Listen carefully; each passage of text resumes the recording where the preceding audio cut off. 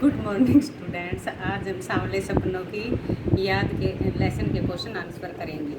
किस घटना ने सालिम अली के जीवन की दिशा को बदल दिया और उन्हें पक्षी प्रेमी बना दिया? इसका आंसर सुनो बेटा ध्यान से। सालिम अली के बचपन के दिनों में उनकी एयरगन से एक नीले कंठ वाली गोरैया घायल होकर नीचे गिर पड़ी थी।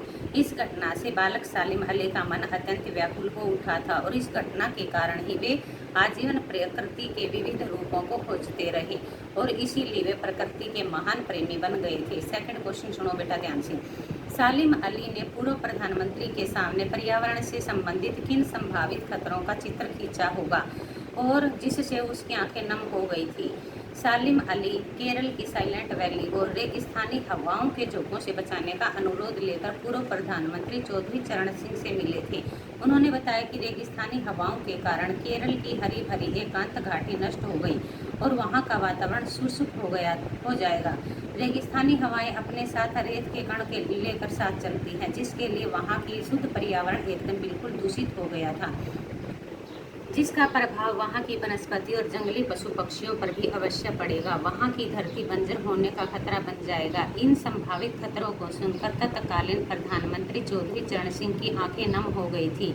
अब थर्ड क्वेश्चन देखो बेटा। थर्ड क्वेश्चन ध्यान से सुनो बेटा। लॉरेंस की पत्नी फ्रीडा ने ऐसा क्यों कहा होगा कि मेरी छत पर बैठने वाली गोरैया लॉरेंस के बारे में ढेर सारी बातें जानती है?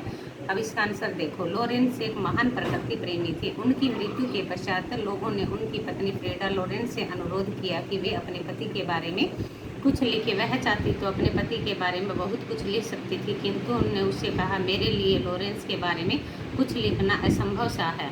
हाँ, मेरी छत पर बैठने वाली गोरैया लॉरेंस के बारे में ढेर सारी बातें जानती होगी, मुझसे भी ज़्यादा।